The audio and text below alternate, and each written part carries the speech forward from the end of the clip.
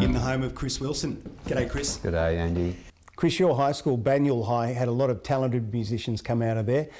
Nick and Mark Seymour, to name just two. The principal was their father. Was that the place you decided on a career in music? My best mate there was Phil Rudd, who went on to play in AC/DC, so we had our first bands together, and of course he's a very outgoing personality, very positive sort of guy, so when he started hanging out with the guys in Paran and then started putting a band together, I got the call. Okay, so that was where it started for you. How old were you at that point? And were you still at school? Yes, no, I was about 20, I think, because I remember that first band would have been Buster Brown and Angry Anderson, of course, so he came to my 21st. So that was 1973. And it was Gary, wasn't it? Gary Anderson. And he had long hair. He had some hair. He had some hair receding, and his name then was Mouse, but he didn't like Mouse. And in fact, when he came to my house, Mum said, in her usual upfront way, "You're not very tall, are you, Angry?" And proceeded to grab him, put him against the wall, and get the book on his head and measure him, 5'1" and an 1/8". Chris, you paid your musical dues in Melbourne in the 70s in rock bands. How was that for you? Well, playing in the 70s around Melbourne was just the most amazing thing. That's there's so many live venues, so many great bands came out of that era.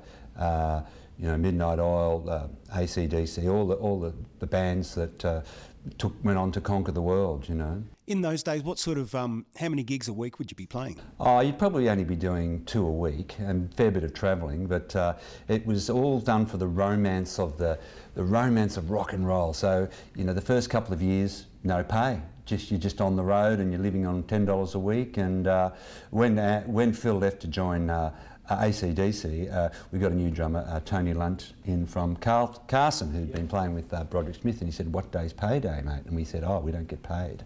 And so he didn't last that much longer after that. So nothing's changed? Nothing's changed. No, the money's not much different from the 70s. No, it's definitely good. So why pursue that field, music? There's got to be... Well, I think I started off with obviously the school bands and did all that and got a bit of a love for it there, and always had music around the house, so that was always good. Started playing guitar actually, picked up a guitar, played a few guitar chords and went, okay, that's an E there, and that's a B, that's an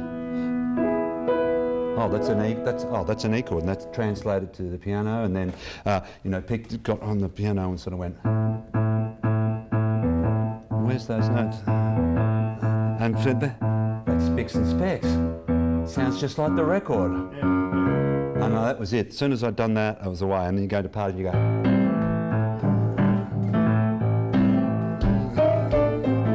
He's doing that, and all the, you get a bit of interest from the females, and you go, I'm onto something. It was a dream. I've always been passionate about music and always played music. I've been playing music full-time for 40 years now. My last straight job was 1973 as a landscape gardener. So I was a bit disillusioned after Buster Brown because we had the record deal, we had everything, and it was, it was really tough in those days to get anywhere. There was no infrastructure for bands at all. So played in a few different bands at the end of the 70s, did a bit of touring, and then got the call from Broderick Smith to come and start Brod Smith's big combo with all the guys, Mally Stick and John Annis, and just a fantastic power lineup. And that was through the 80s. You saw a big future in more than just performance, Chris. When did you sort of ease into recording and production? Sort of late 70s, they had the sound-on-sound flatbed type reel-to-reel, so you could play a track, press the sound-on-sound button, and it would stack it onto the next sound. Horrible quality. Then it was the 4-track reel-to-reels, the upright reel-to-reels, the Akai 3340s, and you had a little mixer that you could bounce down, you kept bouncing. Then the big breakthrough was, of course, the Porter Studio, late 70s, maybe early 80s, and started from there. And I've been here for nearly 25 years now with the studio in the backyard, which we're going to have a look at later. And yeah, I think, that's what I say to my boys, to anyone that comes here, find something you're passionate about and do it. Do it for nothing if you need to, but just do it, and then eventually, if you're good enough at it, you'll make a living at it, which is what happened to me. I did music for nothing for years and years, put in 100%, eventually it pays off. Tell me about the musical acts that really impacted you. Ray Charles. I went, this is just, because, you know, we were on the radio with Bobby Lim and, you know, all these, Mitch Miller and all that, and then you hear a bit of Ray Charles, a bit of soul, you know, a bit of a riff.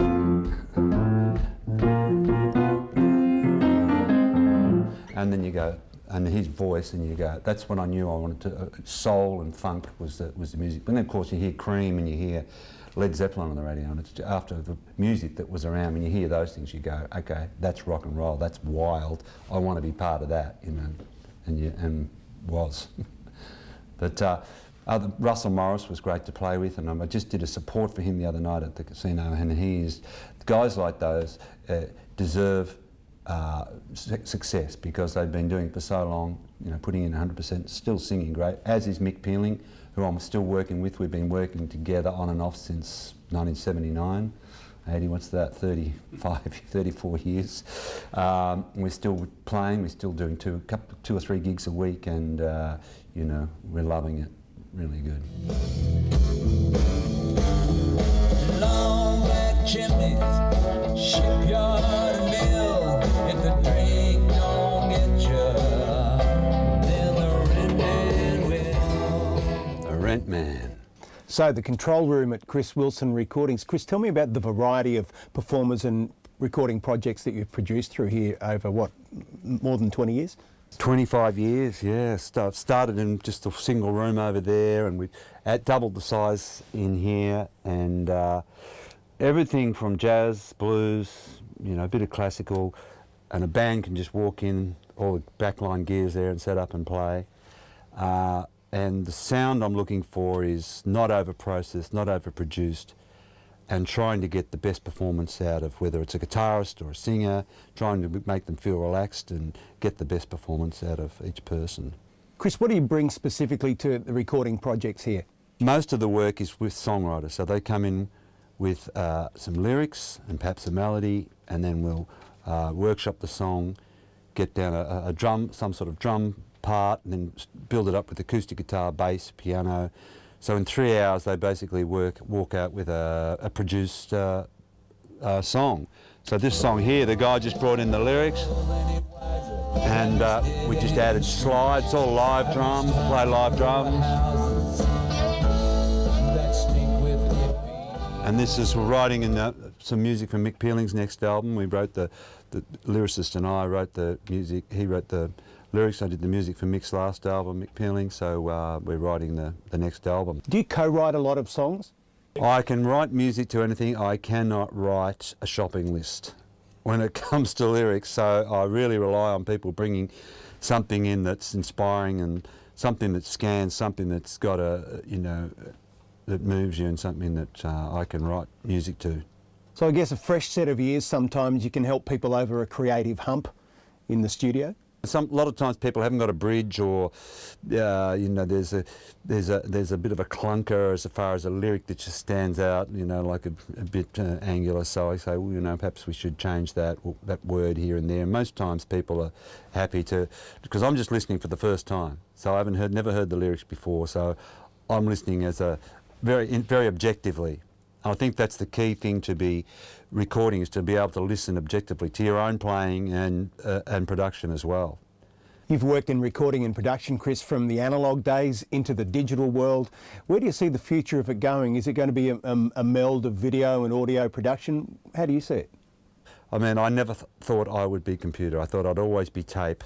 But when you see the editing possibilities and how quickly you can work and how you can keep parts that you would normally have had to throw away because there was a mistake in them.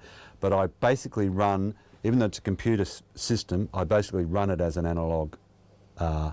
analog-based system. I'm just using it as a digital audio recorder, and then just trying to keep the warmth. And I think that's why so many studios are going back to the analog gear, because with the over-processing, you just lose that warmth, you lose that humanity out of the songs, and because you can get 20 takes and comp them, then people just do that, so it's all perfect, and it's too perfect. But the music people love is from the 60s, when it was all played together and there was mistakes, there was things out of tune. And that people respond to that because it's real.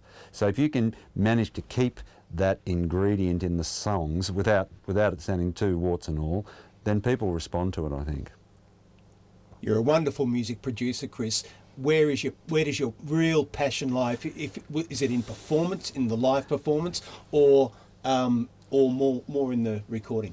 Well, I didn't think I'd still be playing live. I turned 60 last year, and I didn't think I'd still be playing, but I'm still loving live as much as ever. I've got myself a really good keyboard now, and I think if you just do one, if you just do the studio, you definitely get stale. If you just do live, you get too rough. But if you can bring the live bit of wildness from playing live into the studio for the passion, and you can get a bit of that accuracy from the studio into your live playing, then I think you've got a good cross-reference there. Thanks for having us in. Thanks, Chris Wilson.